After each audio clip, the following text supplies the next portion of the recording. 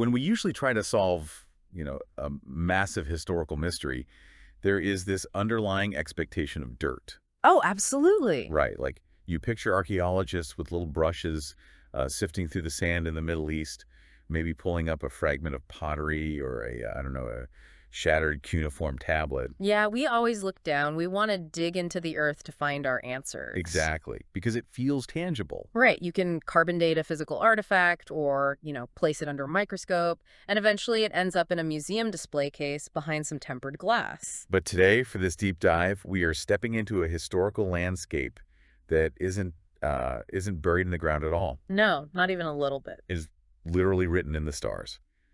We're looking at excerpts from a really fascinating text today, and it's titled Celestial Alignment and the True Nativity of Yeshua. It's a heavy title, but a brilliant read. It really is. And just right off the bat, for you listening, I want to make something super clear.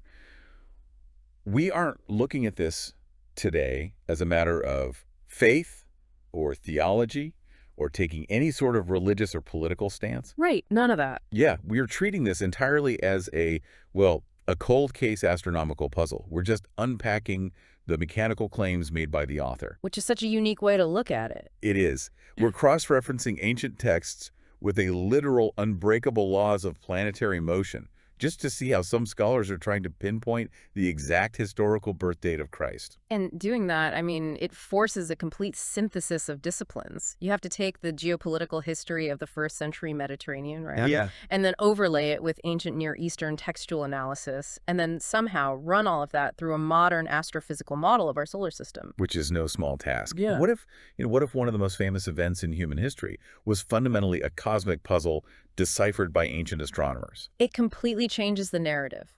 It does. And the author of our source text uses that exact synthesis to drop a date that, honestly, will likely catch a lot of people off guard. Oh, for sure. Okay, let's unpack this. According to the mechanics of this theory, scholars are pointing to September 11th, 3 BC, as the true birth date of Yeshua. Which is incredibly specific. Right. When dealing with antiquity, historians usually traffic in, broad approximations, like circa 4 BC or late 1st century. Yeah, they like their wiggle room. Exactly. Arriving at a specific day, month, and year, it requires a highly rigid chronological filter. So let's talk about the mechanics of that filter, because the text explains that September 11th, 3 BC, marks this profound celestial event. It's a precise alignment between the star Regulus and the planet Jupiter. Right. And to understand how this works as a historical anchor, you really have to look at the orbital period of Jupiter. Okay, break that down for us. So Jupiter takes just under 12 Earth years, I think it's about 11.86 years, to complete one full orbit around the sun. Okay, almost 12 years. Exactly. And because we are observing this from Earth and we're moving at our own speed, we see Jupiter sort of track across the background of the constellations on this 12-year loop. Oh, I see. And Regulus, meanwhile, is a fixed star. It sits almost exactly on the ecliptic, which is the apparent path that the sun and planets trace across our night sky. So Jupiter's on this 12-year track. Yeah. And Regulus is like a fixed checkpoint on that track. Yes.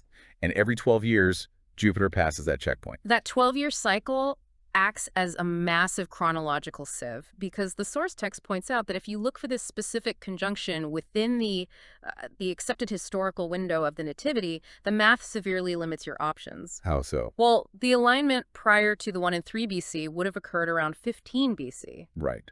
And the source notes that 15 BC is far too early for the birth of Christ based on the historical record, like the ruling powers in Judea and the broader Roman Empire at the time. Yeah, Augustus's decrees and the established timeline of Herod the Great, they just simply don't align with a 15 BC nativity. So 15 BC is out. It's out. And the alignment following 3 BC wouldn't happen for another 12 years, which places it around 10 AD. And by 10 AD, Herod the Great had been dead for over a decade. Exactly. Judea was under entirely different administrative control by then, so the historical narrative totally collapses there too. It's like, imagine the ancient night sky as a massive, intricate combination lock. Oh, I like that analogy. Where you have these dials spinning at different relative speeds based on their orbits, and you are trying to open a vault that holds a very specific historical date. Right. And because this Jupiter-Regulus alignment only clicks into place once every decade or so, It strips away all the ambiguity. Hmm. The tumblers only fall into place in 15 BC, 3 BC, and 10 AD. What's fascinating here is that this methodology flips traditional historical research entirely. It really does. Usually, historians rely on the subjective accounts of human beings writing things down. And humans are, well, they're notoriously unreliable narrators. Oh, definitely. They round numbers, they exaggerate. Right. They alter dates for political propaganda all the time. But here, the solar system itself is being used as a clock. Because the math doesn't lie. Exactly. The author is reverse engineering the movements of the planets, which operate on unbreakable laws of physics, to establish a completely objective timeline. We know exactly where Jupiter was 2,000 years ago. Mm-hmm. But, this mechanism brings up a deeper question for me. Okay, what's that? The math gives us the when.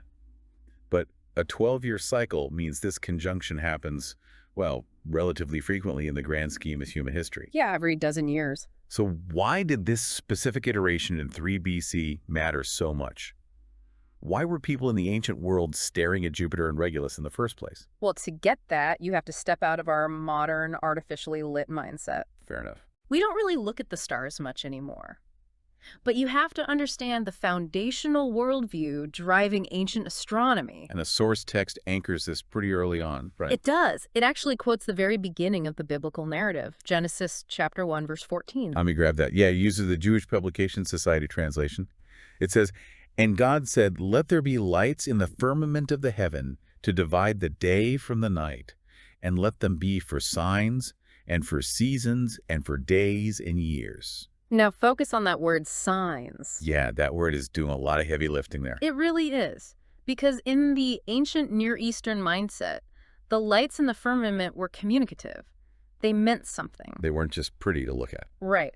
The movements of the heavens were deeply intertwined with the will of the divine. The sky wasn't just, a giant agricultural calendar telling them when to plant wheat. Right. It was a continuous broadcast. I think of it like a ticker tape machine for the ancient political elite. Like it's constantly printing out data regarding geopolitics and kingship and divine favor. That's a great way to put it. But to read the tape, you need to understand the specific vocabulary of the symbols. Which is where our two celestial players come in. The source text breaks down the two key players in our 3 BC alignment, starting with Regulus. Right, the star. Yeah, Regulus is actually a Latin word that translates to little king. It's also known as Alpha Leo, because it's the brightest object in the constellation of Leo, the lion. And the symbology there is just incredibly dense. You have a little king star shining brilliantly in the constellation of the lion. And the lion is super important. Oh, totally. Historically, within the Judeo-Christian context, the lion is the eternal symbol of the tribe of Judah. Going all the way back to the blessings in Genesis 49, right? Exactly. It is the royal tribe. So then this little king star in the royal Judean constellation perfectly aligns with Jupiter. The king planet. Right. Jupiter is the largest planet in our solar system, universally known as the king planet. But the text adds a layer of cultural context here that I think requires some scrutiny. Okay. It notes that to the ancient Romans, Jupiter was the king of the gods, right? Yes. The deity who governed light, the sky, the state, its welfare, and its laws. The ultimate sovereign authority figure in the Roman pantheon, basically. Right. But hold on. I need to push back on this crossover in the source material for a second, because to me, it feels like a bit of a geopolitical contradiction. How so? Well, we are talking about a distinctly Jewish historical event, the birth of the Jewish Messiah in Judea. Yes. So why on earth are we interpreting the celestial ticker tape through the lens of Roman mythological definitions and Latin naming conventions? The ancient world was highly factionalized. Why would a Jewish prophecy rely on the mythology of their Roman occupiers? That is a critical observation, and it goes right to the heart of how ancient astrology actually functioned during this specific era. Okay, explain that, because it threw me. So, the Mediterranean world of the 1st century BC wasn't culturally siloed. It wasn't isolated. Right. Following the conquests of Alexander the Great centuries prior, a massive cultural exchange occurred. It created this framework we now call Hellenistic astrology. Ah, The Greeks, the Romans, the Babylonians, and the Persians all sort of synthesized their astronomical traditions together. so they were all basically operating on a shared, synchronized astronomical operating system. Essentially, yes. Astronomy was the universal language of the ancient world. So when the text points out that Jupiter represented the king of the gods to the Romans, it's highlighting that Jupiter wasn't just a local Roman deity in a toga. Right, it's bigger than that. Exactly. The planet Jupiter represented the absolute highest sovereign power in the shared astrological vernacular of the entire known world. Wow. So when the ultimate symbol of sovereign power, Jupiter, aligns with the little king star inside the constellation representing the tribe of Judah, I mean, that isn't just a minor astronomical footnote. Not at all. The ticker tape is printing a very specific, internationally recognizable message. A supreme king is arriving in Judea. It's a sign of immense political and spiritual magnitude. Two kings aligning perfectly. But, a broadcast is completely useless without a receiver. Which brings us to, honestly, the most fascinating part of this historical narrative. We have to shift our gaze from the celestial mechanics up above down to the ground below. Right. Because if the sky was printing this incredibly complex mathematical message about kings, who actually had the training to read the tape? And to answer that, the source text takes us directly into the Gospel of Matthew, chapter 2. It provides verses 1 through 7 from the Douay-Rheims translation, and reading it through an astronomical lens, it completely changes the tone of the narrative. It really does. The text sets the scene in verse 1. It says, "When Yeshua therefore was born in Bethlehem of Judah in the days of King Herod, behold, there came wise men from the east to Jerusalem." Now we need to pause there. The arrival of wise men from the east is a massive geopolitical event. Yeah, these aren't just three guys on camels. No, not at all. Historically, the East refers to regions like Babylon or Parthia, and they were renowned for their advanced astronomical and astrological schools. Right. The Magi were a powerful cast of scholars, priests, and political advisors. And crucially, Parthia was Rome's greatest rival at the time. So you basically have a delegation of the intellectual and political elite from a rival foreign superpower rolling into Jerusalem, which is the capital of a Roman client state. Yes, exactly. And they ask a terrifying question in verse 2. They say, "Where is he that is born King of the Jews?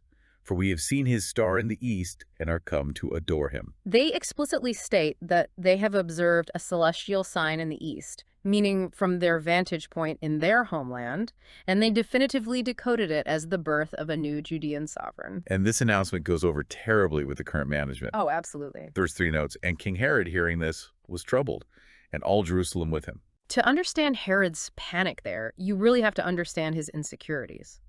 Herod the Great was an Idumean.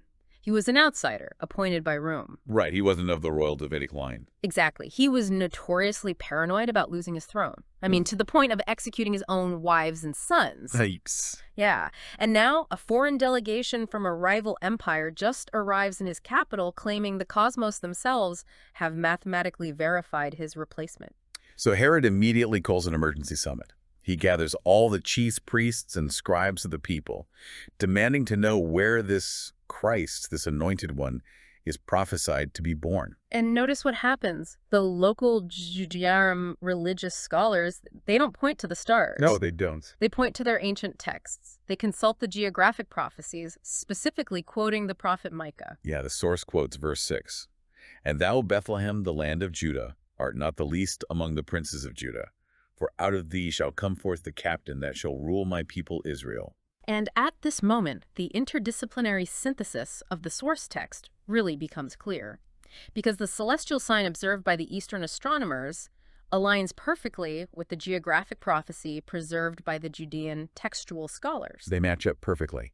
But here's where it gets really interesting, because this brings us to a massive logical gap that the source material forces us to confront. Oh, yeah. And it completely shattered my preconceived notions of this story, honestly. Okay. Verse 7 says, "Then Herod, privately calling the wise men, learned diligently of them the time of the star which appeared to them." Right. If this celestial alignment of Jupiter and Regulus in 3 BC was so spectacular that it heralded the birth of a new king, why was Herod completely oblivious to it? The invisibility of the star to Herod is actually the crux of the entire argument here. Right, because we all have this ingrained cultural image of the Nativity star. We picture a massive glowing orb hovering 20 feet above a manger in Bethlehem, shining like a spotlight and casting shadows on the ground. The Christmas card version. Exactly.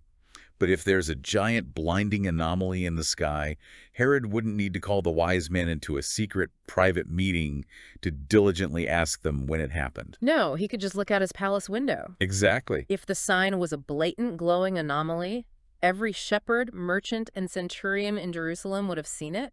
Herod would have known exactly when it appeared. But he didn't. He didn't. And if we connect this to the bigger picture, the text explicitly concludes that the wise men could decipher the meaning of the alignment of the two king stars, Regulus and Jupiter. The key word being decipher. Yes, the star wasn't a glowing beacon, it was a mathematical code. It was a precise, calculated alignment of Regulus and Jupiter occurring in September of 3 BC. So to the untrained eye of Herod, or, a scribe in Jerusalem, the nice guy looked completely normal. Jupiter looked like Jupiter. Regulus looked like Regulus. They were just points of light doing what points of light always do. But to the Magi, who were mathematically tracking the 11.86-year orbital cycle of Jupiter, who mapped out the exact degrees of separation between the king planet and the little king star within the constellation of Leo. Yeah. To them, it was an earth-shattering data point. It required profound, specialized astronomical literacy to read the sky that way. That explains the private meeting in verse 7 perfectly. It explains why the Magi knew and Herod didn't. The Magi possessed a scientific literacy that the paranoid Judean kings simply lacked. Right. The ticker tape was printing, but Herod didn't know how to read the language of the machine. He had to interrogate the technicians to find out what the data meant. And it brilliantly reconciles the astronomical constraints with the historical narrative. Because if the star was a miraculous glowing orb defying the laws of physics, you can't really use astronomy to date the Nativity. Right, because magic doesn't follow math. Exactly. But if the star was a specific mathematical conjunction of celestial bodies, functioning exactly as planetary mechanics dictate, then you can absolutely reverse engineer the timeline. So, stepping back to look at the architecture of this theory, the source text takes us on an incredibly rigorous journey today. It really does. It starts with the biblical framework of Genesis, that the heavens operate as a system of signs. It utilizes the shared Hellenistic astronomical traditions surrounding the symbology of Jupiter, Regulus, and Leo. And it applies the strict 12-year mathematical cycle of Jupiter's orbit as a chronological filter. And by synthesizing all of those data points, it argues for September 11th, 3 BC. Right. Not as a matter of religious tradition, but as the only astronomically and historically viable window where the celestial mechanics actually align with the geopolitical realities of the first century. It's an argument built on the premise that the wise men weren't, mystics following a magical floating light. They were the brilliant academic elite of their day, decoding a highly specific, once-in-a-decade celestial alignment that crossed their desks. It demonstrates the value of looking at ancient history without modern condescension. Oh, absolutely. The ancients were watching the sky, charting orbits, and calculating conjunctions with a level of precision that we often fail to give them credit for. So what does this all mean for you listening? I think it leaves us with a really lingering thought. Yeah. We've seen how these ancient scholars viewed the predictable mathematical movements of the planets as a decipherable code, a system that could verify geopolitical shifts and the rise of kings. Right.